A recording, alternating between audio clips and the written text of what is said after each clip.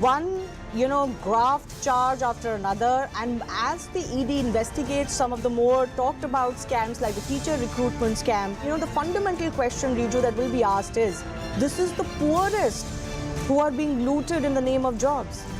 The worst kind of corruption. If they can do that as per US law, then what is wrong in the Indian government asking this platform to remove tweets which had potential for incitement to violence as per Indian law? What the government is proposing, the opposition is opposing or disposing. So if there is a change in government in 2024, or if you don't get an absolute mandate, 2024 will be even more of a decisive mandate than 2019.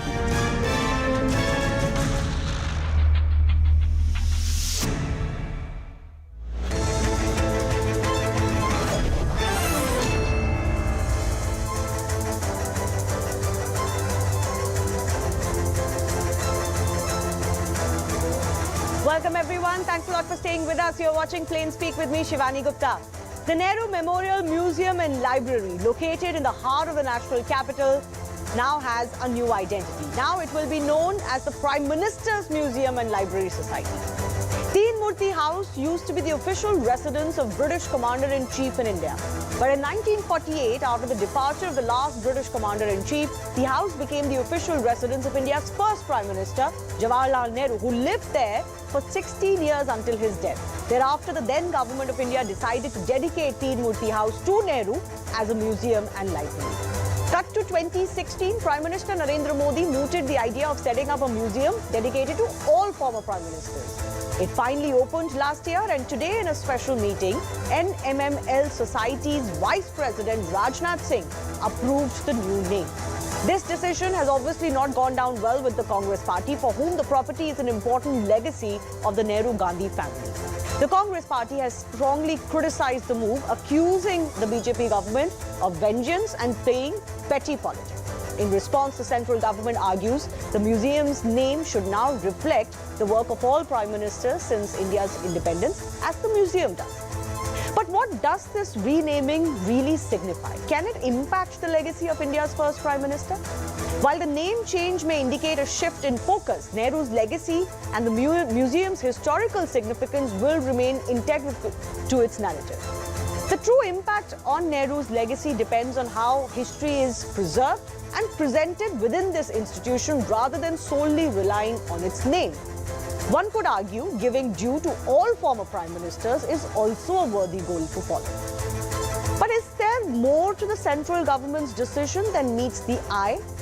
Or is this renaming not merely a change in nomenclature but a realignment of India's priorities under a different government as well? We'll take that larger question to our guests in just a bit. Here is what the centre is saying in defence of this decision. The centre says it's a tribute to every Prime Minister of India since independence. The government emphasises that the name reflects the contribution of each Prime Minister in nation building. Centre asserts that the new museum has a record of all collective efforts by all Prime Ministers from every class and tier of society. On Nehru, the centre says the new museum is renovated and refurbished, and actually advanced technology is being used now to showcase the contribution of the first Prime Minister. BJP government has termed the move respect to all previous Prime Ministers and democratic in content. Congress sees red in centre's move. Here is how some of the top Congress names have reacted today. For example, Congress Chief Mallikarjun Kharge termed the decision low mentality and dictatorial attitude of the BJP and RSS. Congress MP Karti Chidambaram hit out at the centre, saying focus on creating new institutions rather than renaming established ones. Another Congress MP, Jairam Ramesh, has called the move an attempt to distort, disparage and dismantle the legacy of, quote, India's architect. This is not the first time, though, that the centre has renamed an institution or scheme that was previously named after the Gandhis or Nehru.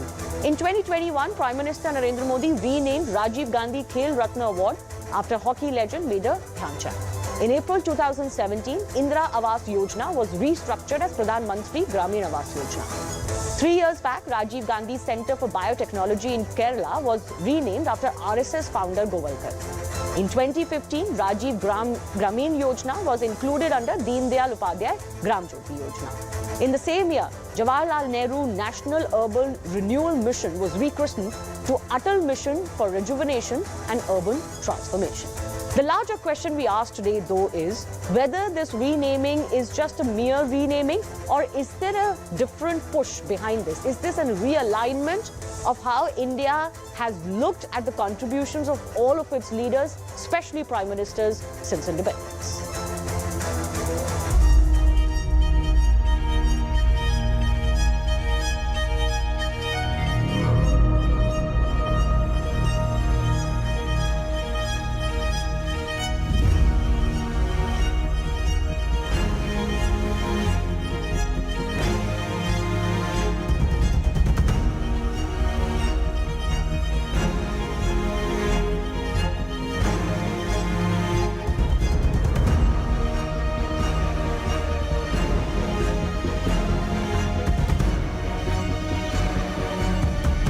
Congress के कितने नेताओं ने जाकर Nehru memorial देखा है? मतलब जिसे आम बोलचाल की भाषा में कहते हैं ना कि धूल फांक रहे थे। यानी डिजिटल टेक्नोलॉजी के द्वारा उनके उस पूरे स्वरूप को व्यवस्थित रूप में रखने का कार्य किया है। क्या किसी ने जाके देखा? By doing all those things, you are again showing that you are here and Panditji is there. When you say that before 2014 there was nothing in India, you are disrespecting your own leader, Atal Bihari Vajpayee.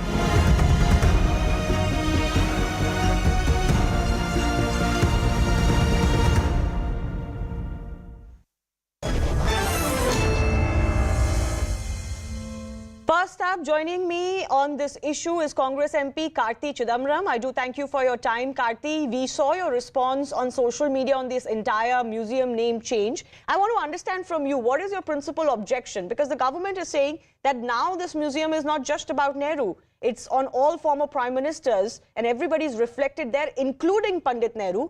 So what's the issue if the name also reflects that? This is rather churlish on part of the BJP. This is an established institution and an established name after the first Prime Minister of India, who was a known scholar and was also known as the Light of Asia. And this has been going on for more than half a century.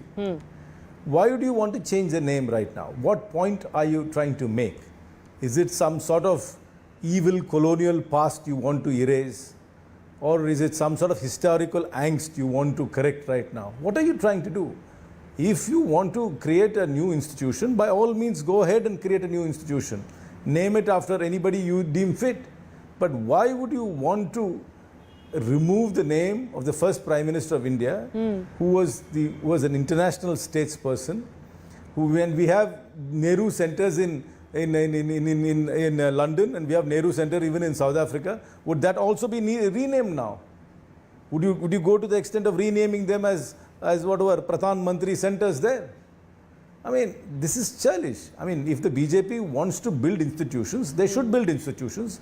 We would support them in building institutions, and they could name those institutions as they deem fit. Okay. But why would you want to go back and rename established institutions, particularly when it's named after a very eminent statesman who was internationally acknowledged and was the first Prime Minister of India? Right, but you don't mind the government's argument that this is no longer the residence of the former Prime Minister alone, and even the museum is now dedicated to all former Prime Ministers. So they're saying the name should naturally reflect that.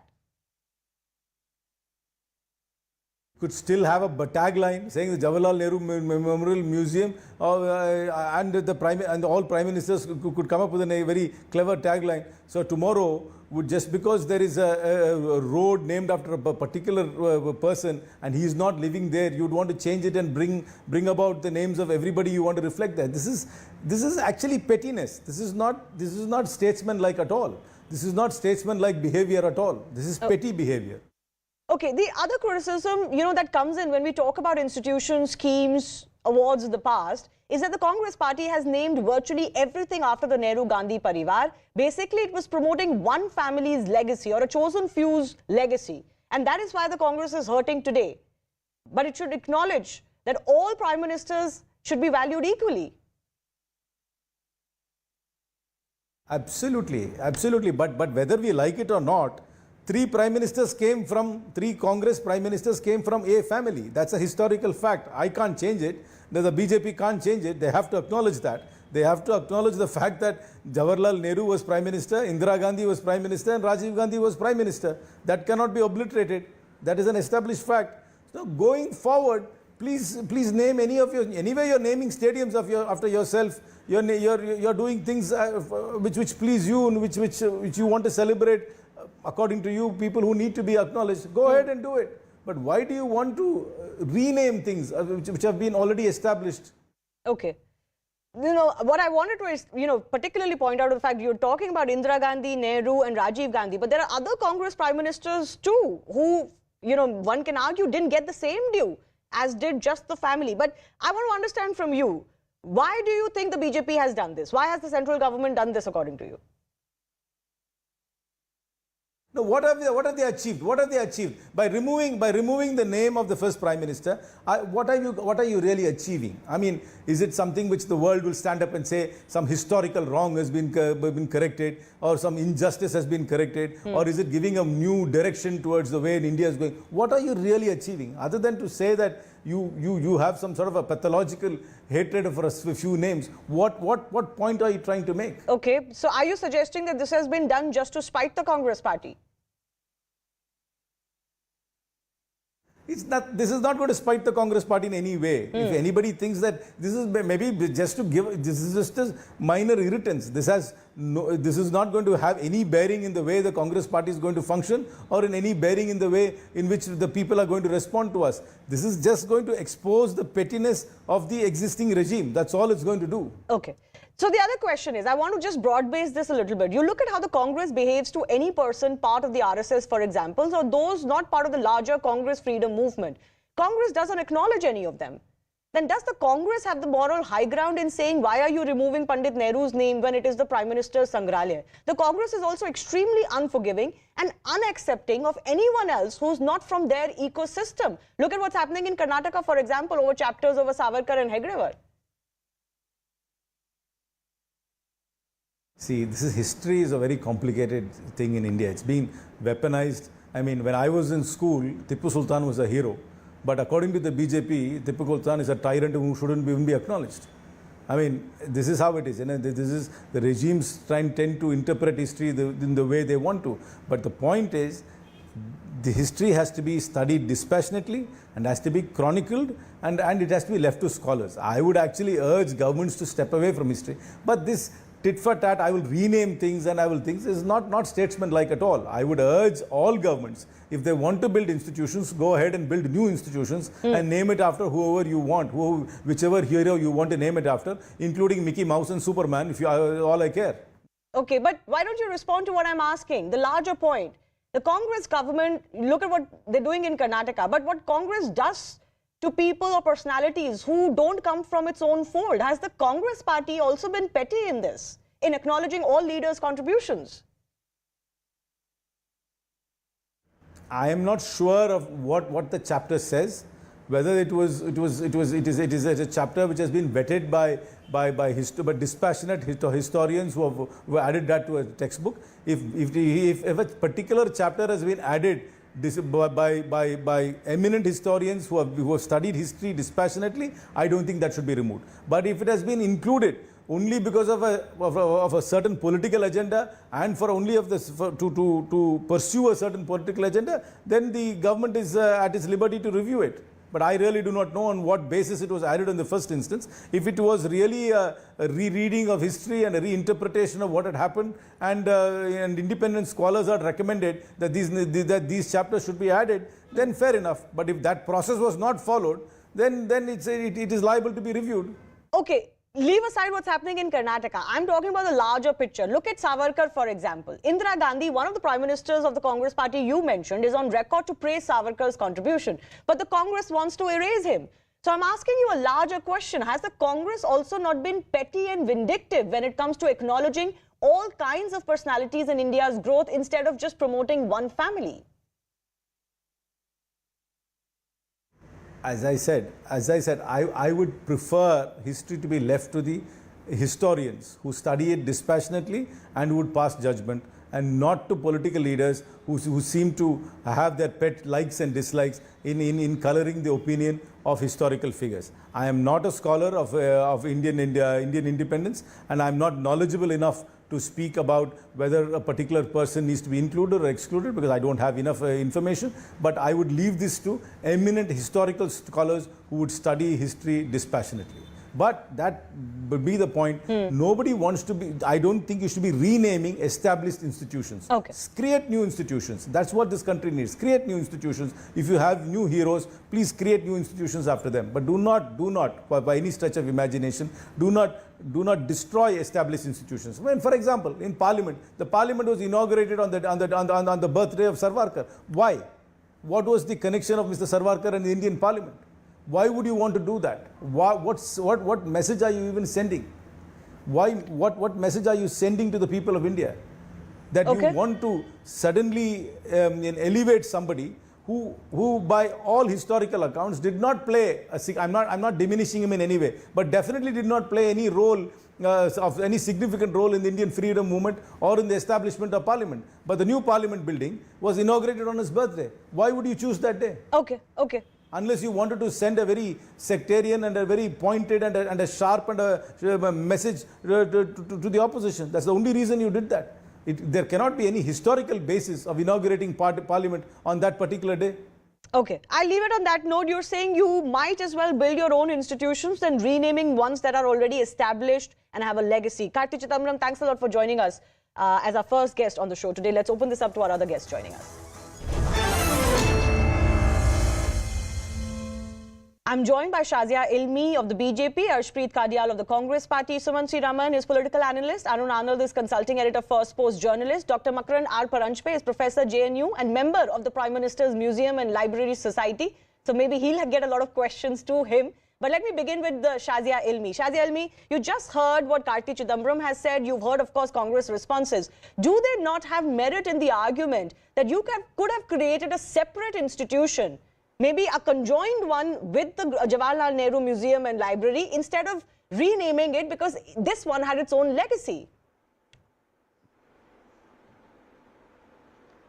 And the legacy remains not undermined at all, but in fact even better preserved, because finally not only Nehru ji is being lauded and appreciated more, but many other prime ministers who have totally lost and stand obscured by the single-mindedness focus on Nehru, that they are also being talked about. When it becomes the fact is not who has helped us gain freedom and that Nehru does not matter. The question is that does Indira Gandhi matter? Does P.V. Narasimha Rao matter? Does Deve Gowda matter? Does I.K. Gujral matter? Does Chandrasekhar matters? All of them have been prime ministers. Why won't we do justice to all our prime ministers equally, including Rajiv Gandhi and Indira Gandhi? Okay. And so much, if you go to the Nehru Memorial now, you will find many more things and many more objects related to the legacy of Jawaharlal Nehru. But the only difference is that not only are there more mementos, memorabilia and information vis-a-vis Jawaharlal Nehru, our first Prime Minister, but subsequent Prime Ministers, okay, including all the names I've just rattled off. You will see that when you go there. So it is a PM memorial. It does justice to all the Prime Ministers who have been and had their first executive office of our country. All right. So it does not undermine a Prime Minister like Nehru, but enhances it. And those of others, including Rajiv Gandhi and Indira Gandhi, have been not just mentioned there, but their memorabilia has been documented there. No, so Arshpreet, the question is exactly this. Is the Congress Party... Karthi Chidambaram does not know what he was talking about. If he'd done a little bit of research, just gone there or even read up about it, he would know that he had nothing to say. It was just so shallow. Okay, he's left to the show, so let's not get into what he said particularly. But Arshpreet, I want to ask you, is the Congress Party getting fixated on the name and not really looking at the fact of how this museum still venerates the memory of Jawaharlal Nehru, has done justice to his memory and legacy while adding the others. Maybe you could just shift the way you're looking at it. Arshpreet. Shivangi, I really appreciate. Kindly allow me an uninterrupted minute. First and foremost, I really appreciate the word that you've used, fixated. If anyone's fixated on just the name of it, it is the Bharatiya Janata Party. From decades, this is what the name has been. And the Bharatiya Janata Party apparently wanted to do what it does best. Indulge in petty politics, indulge in political vendetta. And basically, you know, it's not really the fault of the BJP as well. Shivangi, they have to kill time. They don't have anything productive to offer. So what the BJP says is, chalo aaj naam badalte hain. Let's change names. That is what they have been doing. The only thing that the BJP has done in 10 to 12 years has only been, now do not interrupt me please. So the only thing that the Bharatiya Janata Party has done in their 12, 13 years of rule is just this, you know, change names. Name changing sprees have been happening time and again. Number 4, the Bharatiya Janata Party does not have any history. Please, may I kindly complete, Shivangi? All the memorabilia, may I kindly complete, Shivangi? And Indira Gandhi and Shivangi, may I Rajiv kindly Gandhi complete? and I.K. Gujarat May I and kindly Devegowda. No, you have a mugged up an answer. Shivani is not answering. May I kindly complete? Arshpreet, answer the question I asked you. I'm answering a question. I requested for an uninterrupted minute, but the Go BJP apparently is used to suppressing the voice of the opposition. I expect that the BJP doesn't do it in this debate at least. Number 1, the Bharatiya Janata Party has no history at all whatsoever. That's why they are trying to, suppress the voice of the opposition in this debate. And number 2, if you think you can do away with the history, if you think you can do away You don't know Rajiv Gandhi. Have you heard of Rajiv Gandhi? Rajiv Gandhi and Indira Gandhi are also there. Are they opposition or not? Okay, Shazia, you made your point. Shazia, you made your point. You cannot because you're not making a... No, Shazia, you made your point. Let him finish. Let him finish. I'll come back to you, Shazia. This way, I'm going to lose precious time on the debate. Arshpreet, please. Arshpreet, I'll give you 30 seconds. Okay. I bring you back to the focus of my question.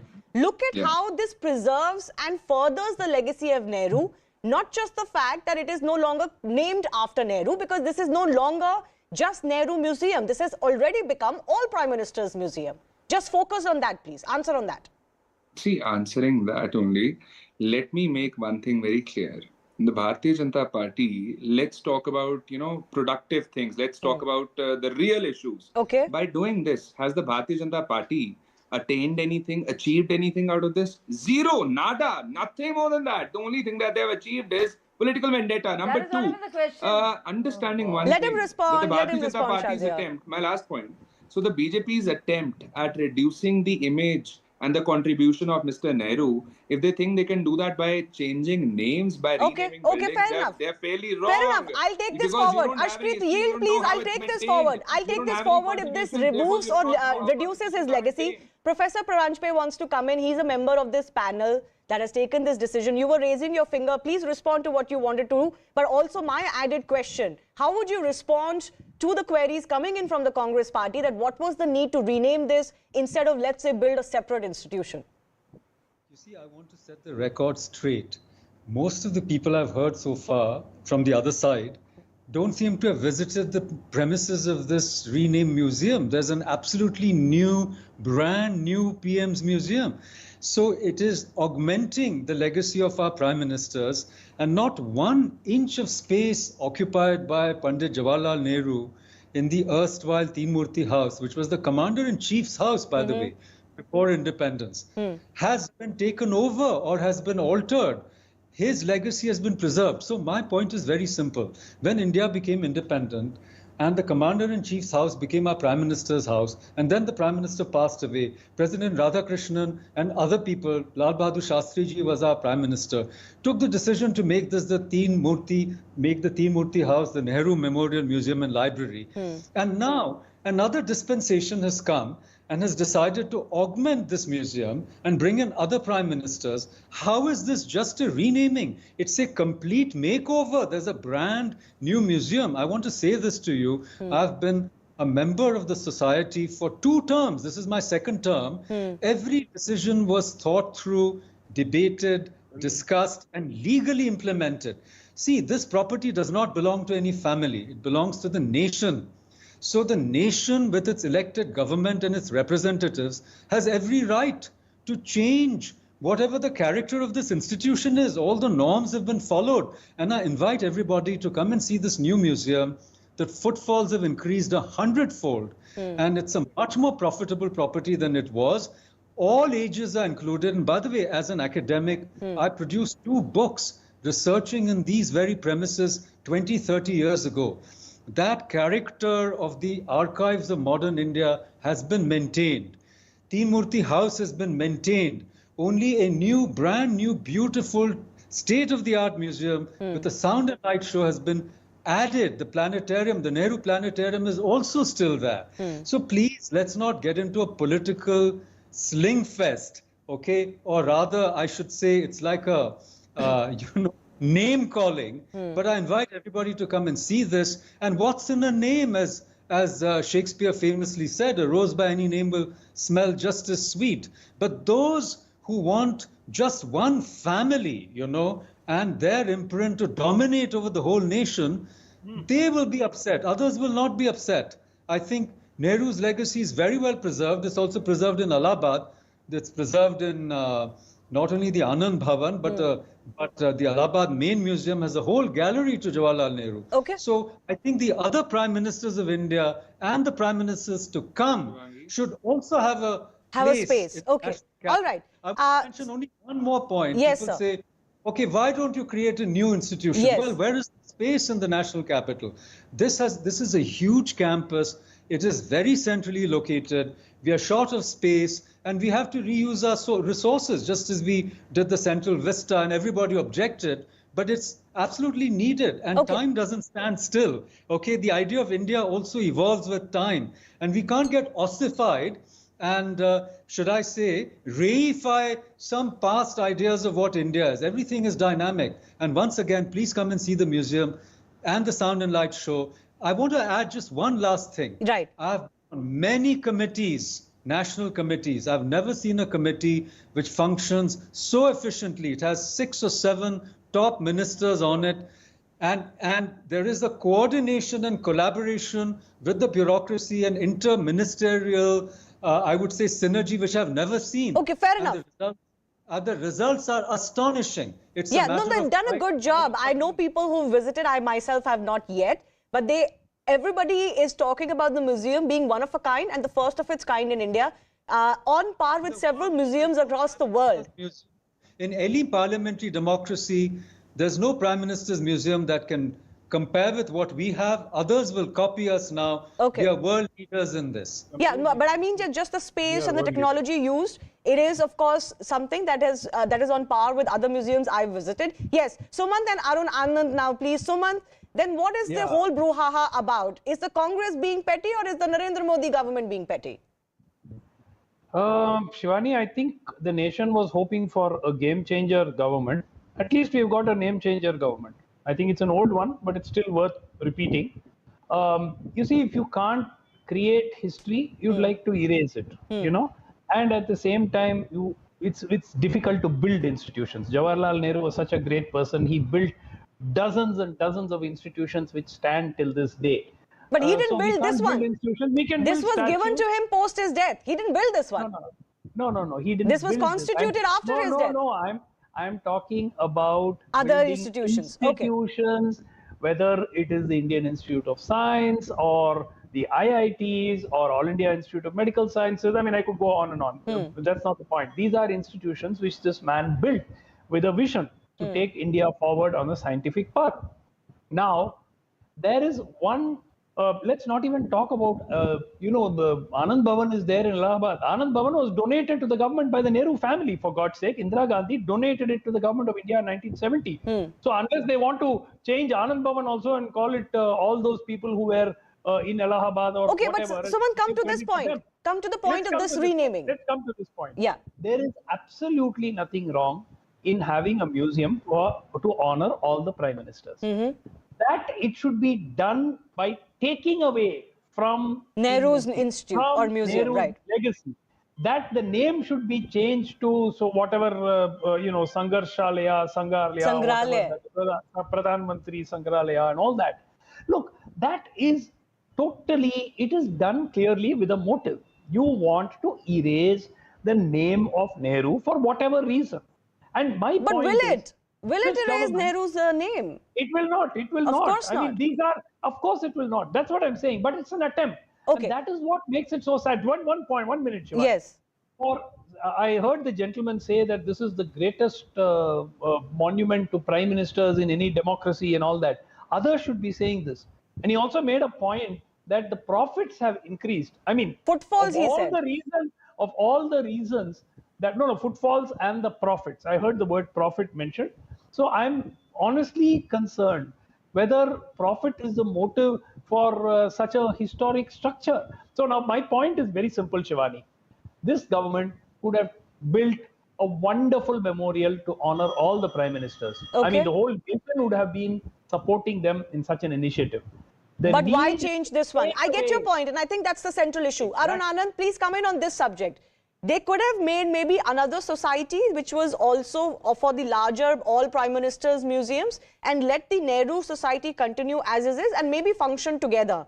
Or was that too impractical a point? Maybe Professor Makaran can add to it at the end. But Arun Anand, I want to give you a couple of minutes. What do you feel? Was this done to spite the Congress party, given what Teen Murti Bhavan used to mean for the Congress party? No, I think it's a symbol of evolution of Indian politics. I think the reaction of Congress is coming from that sense of entitlement which they have. I think that era of deification of political leaders has gone into the past. I think there's a larger issue. It's a problem with the character of the Indian politics, and I'm talking about cutting across all parties. See, either we put our past personalities or great leaders or big leaders, either they are gods for us or we put them basically in the compartment of being devils. मतलब हमारे यहाँ पे लोग या तो भगवान है या शैतान है, इंसान की तरह हम लोग जो है उनको ट्रीट नहीं करते. See, Nehru, he was a big leader, but he also committed a lot of blunders as a political leader, as a prime minister of the country. So I don't think that, and he is not first among the equals. In the sense that there are other prime ministers also who have done tremendous jobs. So I think it's time basically that we stop deification of our political leaders and big personalities and assess them in the right historical perspective. And one last point I want to make, though Mr. Karthik Chidambaram is not here, I just want to make that Savarkar, he said Savarkar didn't contribute anything to the. No, he said, to be fair to him, he said he's not an expert on the freedom struggle. But let historians judge what his contribution was. But he said that. He said that. I just want to give one example which has not been quoted earlier. If he would read Bhagat Singh's jail diary, the only author which Bhagat Singh has quoted is V. Savarkar. So I think that should be enough. Yeah, I mean that's a separate debate. We've discussed Savarkar a number of times. Yeah, that's a separate debate. But I think they have not kept the museum's name in the name of Atal Bihari Vajpayee. They have not kept it in the name of Narendra Modi or any other BJP leader. They could have done that. So they are, in the true sense, they are institutionalizing, this legacy. Okay. I have limited time left. I'd like to give 30 seconds to all of our guests. Yes, Arshpreet, you go first, then Shazia. Shivangi, I request, may I please have 30 seconds uninterrupted? Yes, please, I hope please. the BJP spokesperson won't interrupt me. Only Arshpreet, please. Number one. Yes. See, the Bharatiya Janata Party, if they would have just wanted to add Prime Minister to, the title, they could have added Nehru Memorial Prime Minister's Museum. But the idea, the agenda was not that. The agenda was not to add, it was to axe the name of Mr. Nehru so that they could, feel satisfied. That is what the BJP does. Since they have never created history, they're trying to erase the history by doing these kind of things. Number two, the BJP panelist said that what's in names? Well, if that is what it is, the Bharatiya Janata Party should give up their double standards, should remove the names of Mr. Modi and all the leaders from all the buildings that there are in India. And then you could say that, you have no double standards and that you stand by what you say. Number three, 30 seconds over. 30 seconds over. Shazia, 30 seconds. So my friend from the Congress, as always, is skating on thin ice when it comes to facts. It is not about deification of a family. Ashpreet, don't poke her now. Please let her speak now. Please. It's a magnanimity, in fact, of the government in recognizing all of its prime ministers, which includes prime ministers of the Congress party.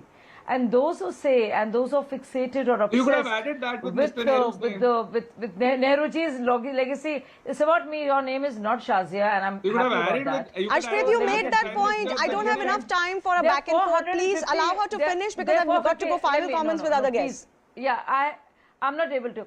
I just want to tell the viewers of this program that there are more than 450 institutes, and if I read out the list, I mean, you will need maybe 10 hours of program. Right. Rajiv, not even one scheme, not even one. So when it comes to Rajiv Gandhi Gramin Yojana, Rajiv Gandhi National Drinking Mission, Rajiv Gandhi National Crash Commission, Rajiv Gandhi Uddaming Mitra, Jawaharlal Nehru Urban Renewal Mission, Rajiv Gandhi Shramik Kalyan Yojana, Indira Gandhi, that's all it become a troll. A heckling troll is all you are, because you okay, let's not get into that. Shazia, I get your point. But was it fair to rename an old institution like this? Rajiv Ratna Awas Yojana, Rajiv Gandhi Prathmik Shiksha Mission, Rajiv Gandhi Shiksha Mission, Rajiv Gandhi Mission on Food Security, Rajiv Gandhi Mission on Community Health, Rajiv Gandhi Rural Housing. Okay, Shazia, 30 seconds over. What do you want to believe? Shazia, 30 seconds over. What do you want to believe? These people have created history. Shazia, 30 I was not allowed to speak. You could not stop this person from heckling. They have just not wanted to put their names on the title. You did not stop this heckler. Okay. Can I give 20 seconds to Shazia uninterrupted? Ashpreet, please, I will request you to cooperate. Let her finish her point. Shazia, I give you 20 seconds more, but please finish the point. Don't get into what all was named after Rajiv Gandhi. My point is, I would like to invite, instead of this person wasting so much of his and his party's and nation's time, I want to invite him to go to see the museum. Okay. You will find that everything related to Nehruji is documented well and fair enough. I will give Professor Paranjpe a final comment on this, but before that, let me give 30 seconds each to Suman C. Raman and Arun Anand also. Suman C. Raman, the problem with the Congress party is that, it talks about its prime ministers. It doesn't talk about all of its prime ministers. Even within the Congress fold, there is disparity between one family and the others. And they've done great work too. That's the problem with the Congress's legacy, or the way it built its legacy. One point. We are discussing about Jawaharlal Nehru in this particular case. Look, there is something called being magnanimous, being large-hearted. And I think that great leaders always tend to be magnanimous and large-hearted. Nobody in his right senses would have objected to a memorial for prime ministers. And as the gentleman said, why not call it the Nehru Memorial for Prime Ministers of India? It would have been wonderful. Nobody would have objected. But I think that is why pettiness is a very, very sad thing to see. And we're seeing it consistently in the last few years. Okay, Arun Anand, pettiness, is it from one side alone though? As I asked Karthi too. No, I don't think it's pettiness. I think it's more of democratization of the institutional space in India, which had been confined to a few individuals. So I think I would say that it's also a sign of a mature democracy, where we are going beyond the names of the individuals. Of course, the individuals do remain important, but that doesn't mean that we go for gratification. And Congress needs to get out of that sense of entitlement. Okay. Professor Paranjpe, I have only 30 seconds left. If you could please give us a succinct response to everything you may want to say. Absolutely. I think who's being petty here? Nothing of Nehru's legacy has been erased. They could have shifted all of the Nehru memorabilia and put it to Allahabad. They didn't. So they had the power to do it. The building belongs to the government. It's under Culture Ministry. It's fully funded. My learned co-panelists made fun of profit. The great thing is that these public institutions should be made self-sustaining and not be a drain on the exchequer. We should appreciate this. We should appreciate the new museum, which is so beautifully planned and executed. And it's really a showpiece of Indian democracy. From being the memorial to one man and one family, it has become. Okay, Suman, please. No. I didn't interrupt you. Just Mr. Paranjpe, please. Yes. From being the memorial of one family and one individual, We now have a museum that commemorates the greatness of Indian parliamentary democracy. Okay, but Mr. Paranjpe, can I ask you, 10 seconds only, could you have built a separate society and clubbed them then instead of renaming the existing one? But why should, what is so sacrosanct? Why can't we change? So Nehru should stand alone as if he came from heaven? No. In fact, the first time he became Prime Minister, he was not even elected. In transition of power, he was not even elected. So therefore, let's have a level playing field. There can be greater Prime Ministers than Nehru as well. I think Mr. Arun Anand said it right, that he wasn't first amongst equals, even if he was the first Prime Minister of India. I have to leave it at that. I'm completely out of time. I do thank all of our guests for this engaging debate. Have to slip into a short break. On the other side, even though Bengal is in news for a lot of violence ahead of Panchayat elections, we also focus on the story that has embarrassed the existing TMC government. That's the NCBC chief's report on a lopsided OBC quota list. An exclusive interview with the NCBC chief coming up.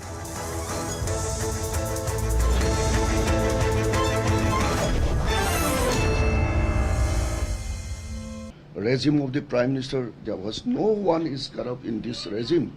So I do not know, this is also mob. If it is a religion, I mean Hindu. Attackers was Hindu. It is not religion. It's clearly proved that. So this is a mob. Your family members are also any casualty in your family member? Now at the moment, luckily on that very night, my children are just arrived to Delhi. Otherwise, see, this is the second attempt. First attempt, I was there.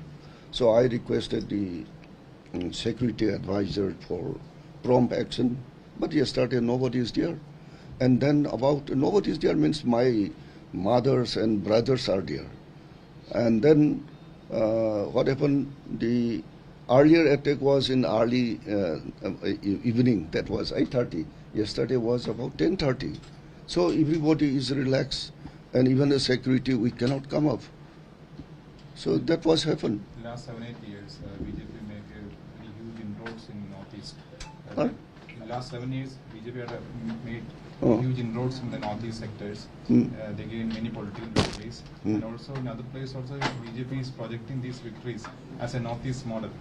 This time, the tensions and massacres disfiguring the central government image, especially in the Northeast sector. I can't follow what you said.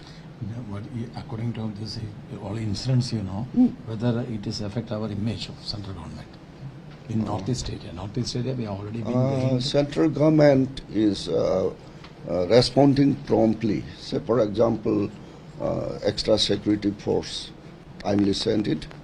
And even the ex gratia was only 5 lakhs for the life loss, now increased to 10.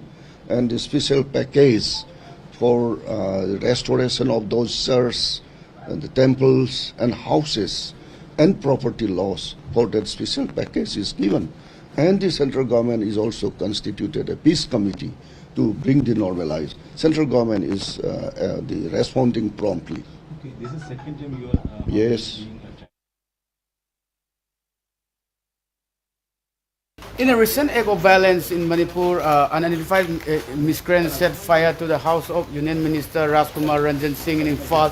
The incident occurred in the early hour of Friday while the minister was away. This follows as a similar attack on the House of State Minister Nemcha Kipzen. Despite a curfew in Imphal, the move managed to reach the minister residence at Kongba. At the time, there was a total of 9 security escort, 5 security guard, and 8 additional guard on the duty. Let's hope to restore normalcy and foster a peaceful environment for the residents of Manipur. Bring in our colleague Preeti, who in fact is now joining us live on the broadcast. Preeti, as far as the MOS External Affairs residence is concerned, Rajkumar Ranjan's residence has now been attacked twice. He's saying, luckily, thankfully this time my children were not there. They've been in the national capital. But do we have any clarity who were the miscreants behind this attack on his residence? no clarity on who were these miscreants at this point of time, but there were almost 200 people who actually rushed into that place, and they burnt that whole entire residence down into ashes. Even the place where the security guard was staying, he was also made to run away from his place as the mob attacked his place as well, the place where he was residing as well. So you see that who are these miscreants are yet to be identified, but as the peace process is also going on simultaneously, people are trying to work to both the communities. By the peace committee, the members in the peace committee are also trying to talk with the members of both the communities. We are seeing that the numbers in the violent incidences are also taking a rise, because there are certain people who are also have a lot of disagreements about the peace committee as well. So the people, the native people in Manipur, the locals who are actually at the receiving end, the students, they have expressed their view that those people who do not want to go through all these violent incidents and they want to get back to their normal life, normalcy, they want back in the state. They have stated that there are certain miscreants also. Who are these people are yet to be identified, and if these people are not identified, the peace process won't move forward, as stated by the locals there, who want normalcy, who want peace back in the state, and who are at the receiving end. Because you see, they are at the receiving end. Data services are banned in the state until 20th of June, and it is definitely harming the people, the normal people, the students who are at the citizens of Manipur end. who continue to bear the brunt, as Preeti is rightly pointing out, because their lives have completely turned upside down and they really want a long-term solution. Preeti, we'll have to leave that conversation there. Thanks a lot for getting us all those details. Manipur still continues to be on the edge because there are episodes of violence that continue to be reported. Now we are understanding miscreants have vandalized and torched Union Minister Rajkumar Ranjan's residence last night, and this happened in Imphal. Now remember, this is crucial because this now becomes the second time that Ranjan's home has been attacked during the ongoing violence in Manipur. The incident took place just a day after clashes broke out between unidentified miscreants and villagers that killed 9 people and injured several others in Kamelok area. Meanwhile, TMC MP Derek O'Brien has also written to the chairman of the Parliament's Home Affairs Committee seeking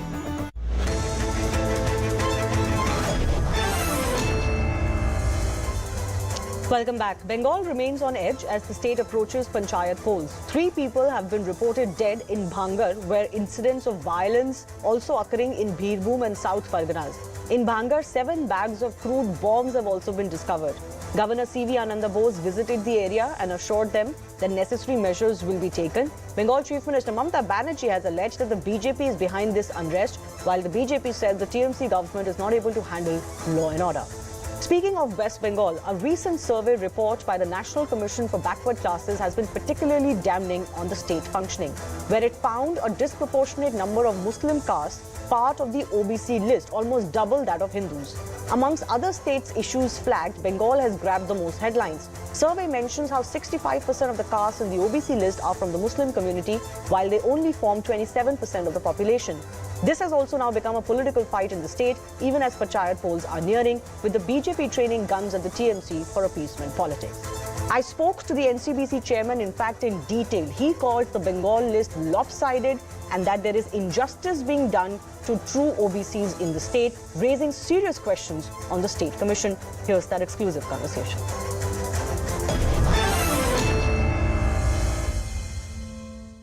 Hansraj Ahir, the chairman of the NCBC, whose report has created a storm, particularly with regards to the Bengal OBC caste list, where there are more Muslims than Hindus, is now joining us. Hansraj Ahir ji, सबसे पहले तो मैं आपसे बंगाल के बारे में बात करना चाहती हूँ.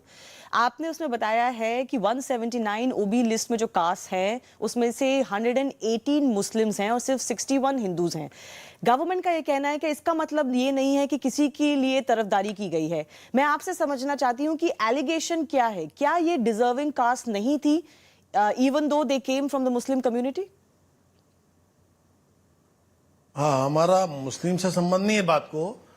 जिस तरीके से मुस्लिमों की जाति को बढ़ाया गया है, देखिए इसमें स्पष्ट है, जो पूरा रिकॉर्ड पे है, 2009 तक ओबीसी की जो जातियां थी पश्चिम बंगाल सरकार के लिस्ट में, वो ओनली 66 जातियां थी और 66 में सिर्फ 12 जातियां मुस्लिम ओबीसी थी और बची हुई जातियां हिंदू ओबीसी थी। उसके बाद 2009 में इसमें करीब करीब 41 जातियां बढ़ाई गई 2009 से 10 तक, और 41 जातियां बढ़ाकर उसमें टोटल 41 में से 12 जाति पूरी की पूरी जातियां मुस्लिम जातियां इंक्लूड की गई। मतलब 12 के 53 जातियां ओबीसी में आ गई 2009 से 10 तक। और उसके और आगे में 2010 के बाद 11 से अभी तक, मतलब 2 साल में 3 साल में, उसमें 11 के बाद और से मुस्लिम जातियां बढ़ाई गई। और कितनी बढ़ाई गई है? जो 53 थी उसमें 66 जातियां बढ़ाई गई, 71, और 71 जातियां बढ़ाकर उसको बनाया गया 118 जातियां। और जो हिंदू जातियां थी 2009 में, वो जातियां थी 55, उसको बढ़ाया सिर्फ 6 की संख्या में। और आज वहां पे 61 जातियां हिंदू ओबीसी है और 118 जातियां मुस्लिम ओबीसी है। अब बताइए, एक चेयरपर्सन ओबीसी के रूप में मेरी भूमिका क्या होनी चाहिए? वो भूमिका मैं जा रहा हूं। मुझे लगा कि इसमें अनजस्टिस हुआ है। जो असली ओबीसी थे उसमें कुछ 12 ओबीसी मुस्लिम जातियां भी थी, और वहां पर 54 हिंदू ओबीसी जातियां थी। इनके साथ में अन्याय हुआ है, इनके साथ अन्याय हुआ है। और जो भी आया है, जो भी कमीशन वहां बैठा था, मैं ये नहीं देख रहा हूँ सरकार किसकी थी, मैं ये देख रहा हूँ कि जो कमीशन वहां काम कर रहा था। और वो कमीशन कौन सा है? 1992 में इंदिरा साहनी के केस के अंदर में सुप्रीम कोर्ट में सभी स्टेट में कमीशन बनाने के लिए कहा, और राष्ट्रीय स्तर पर भी कमीशन बनाने के लिए कहता, आयोग बने सभी जगह। उस आयोग को डायरेक्शन मिले थे कि पैरामीटर क्या चेक किए जाए ओबीसी में लेने के लिए।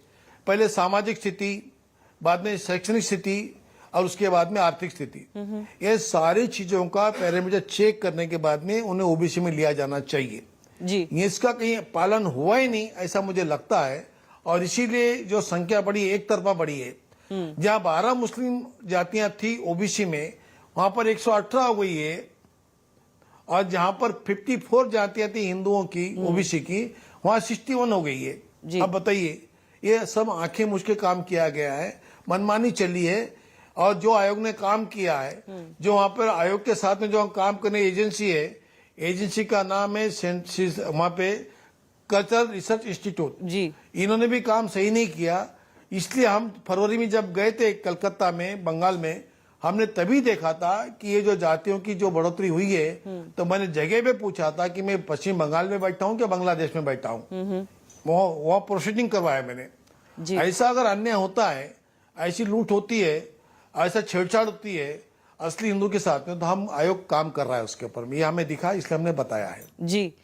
वेस्ट बंगाल सरकार का ये कहना है कि जो लिस्ट बनी है वो जो उनका पैनल है, जो उनका कमीशन है, उसके अप्रूवल से बनी है। तो उसको आप कैसे देखते हैं कि उन्होंने तो वही काम किया है जो कमीशन ने अप्रूव किया है? नहीं, पैनल ने अप्रूव किया है, लेकिन वो कमीशन के बाद और चीफ सेक्रेटरी की ये जो कार्रवाई करने में चीफ सेक्रेटरी साइन होती है तत्कालीन, इन्होंने जो भी काम किया है वो अगर किसी सरकार को सही लगता होगा तो मैं उसके बारे में कुछ नहीं कहना चाहता। मैं किसी मुख्यमंत्री या मंत्री के खिलाफ में नहीं बात कर रहा हूँ। मैं एज ए कमीशन के रूप में जो इंदिरा साहनी के निर्णय के बाद में जो कमीशन वहां बैठा हुआ है, वो कमीशन के काम के ऊपर मेरी विश्वास नहीं है। गलत तरीके से काम किया गया है और जो जाते इंक्लूड हुई है। आप बताइए मुझे, स्टेट गवर्नमेंट के ही फिगर में बताता हूँ। स्टेट गवर्नमेंट ने जो हमको फिगर दिया है कि वहां पर मैंने पूछा था कि यहाँ पर हिंदू बहुल है या मुस्लिम बहुल है, उन्होंने बताया कि 70% हिंदू रहते हैं बंगाल में, पश्चिम बंगाल में, और 27% मुस्लिम भाई रहते हैं। अब बताइए, जहां पर 70 और 27 की बात है, तो जातियों में 118 और 61 क्यों? इसका भी तो जवाब देना चाहिए किसी ने। आपको जिसको पूछना है उसको पूछिए। ये गलत हुआ है, हमें लगता है।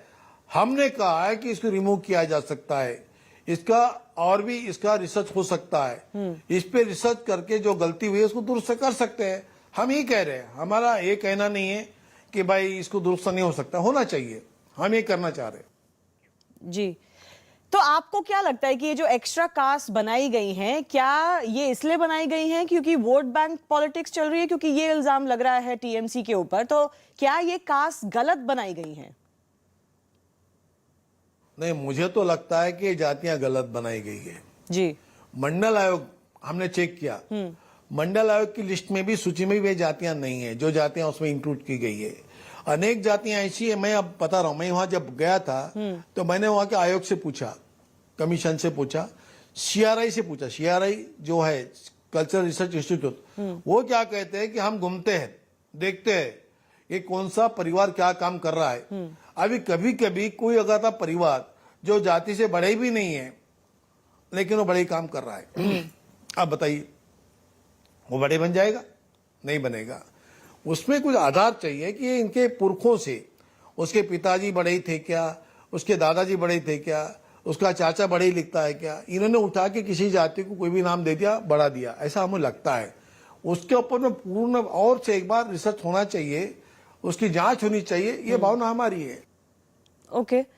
आपने अपनी रिपोर्ट में ये भी लिखा है कि इलीगल इमिग्रेंट्स, रोहिंग्यास, बांग्लादेशी जो आए हुए हैं उनको भी सर्टिफिकेट मिल गए हैं, और आपने एक और महत्वपूर्ण बात बोली है कि आपको ये बताया गया था कि बहुत लोग वहां पे कन्वर्ट कर गए हैं, हिंदू से इस्लाम में कन्वर्ट कर गए हैं, लेकिन उसका कोई डेटा अवेलेबल है क्या? क्या आप इन दो चीजों पे क्लैरिफाई कर सकते हैं?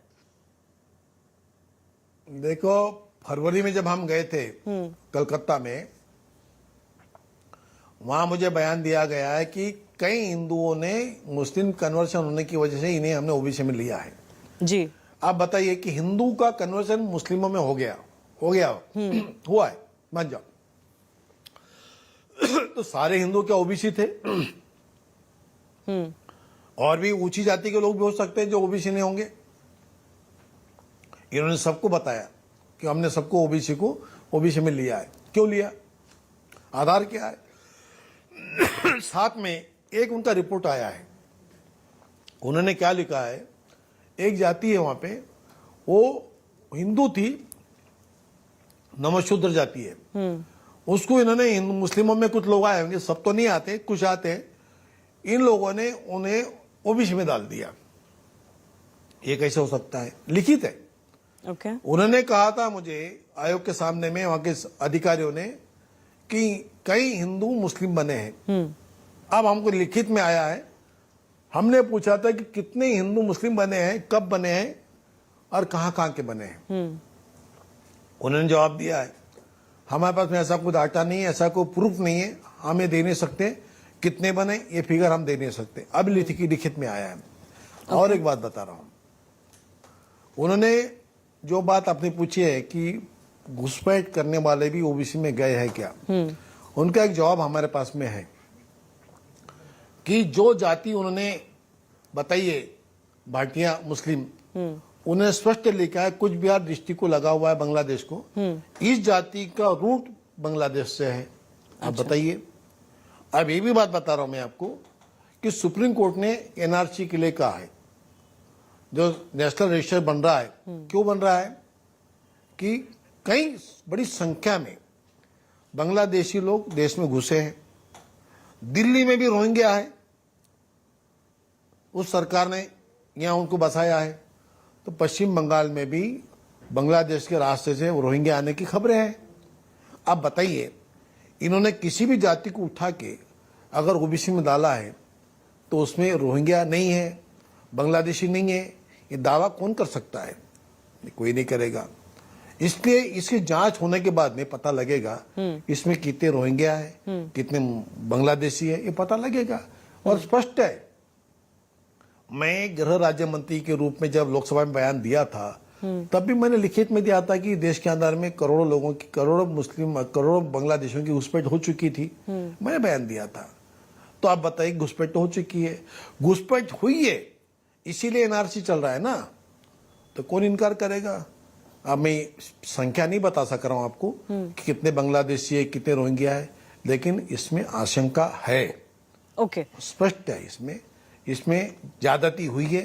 असली ओबीसी के साथ में आरक्षण की से खिलवाड़ हुई है, घुसपैठी भी ओबीसी में घुसपैठ कर चुके हैं, ये अनुमान लगाया जा सकता है। अच्छा, एक और सवाल मेरे पास बंगाल को लेकर है। आपने जो ये मुस्लिम कास्ट के ऊपर जो सवाल उठाया है, तो क्या ऐसी और भी स्टेट्स हैं जहां पे आपको सिमिलर डेटा मिला है जो बंगाल में नजर आया है? नहीं, देखिए मैं सही बता रहा हूँ, ये देश में किसी भी राज्य में इतना बड़ा धांधली नहीं है, गलतियां नहीं है, अनियमितता नहीं है। तेलंगाना में भी देखा, वहां पर भी हिंदू से मुस्लिमों की ओबीसी की संख्या कम है। मेरे महाराष्ट्र में जो जातियां यहाँ पर मुस्लिमों की है सेंट्रल सूची में 10 जातियां मुस्लिमों की है 261 में। अब बताइए, और कई राज्यों में ऐसी आंकड़ा है कि जहां पर हिंदुओं की ओबीसी में संख्या ज्यादा है, मुस्लिमों की संख्या कम है। एक में राष्ट्र मुझे दिखा है, राज्य दिखा है कि जहां पर मुस्लिमों की संख्या हिंदुओं से दुगनी है ओबीसी में। तो ये मामला सामने आया है। मैंने जो कहा था, मैंने सिर्फ रिपोर्ट रखी थी, लेकिन आप लोगों ने इसको इतना बड़ा इशू समझ लिया और जनता के बीच में गया है कि सारी जनता को लगता है, बंगाल की नहीं, पूरे देश की जनता को लग रहा है कि ये कितना बड़ा ओबीसी के अधिकारों को छीना गया है, अन्याय हुआ है, ये दिख रहा है लोगों को। और कई लोग मान रहे हैं कि आयोग ने सही दिशा में काम किया है।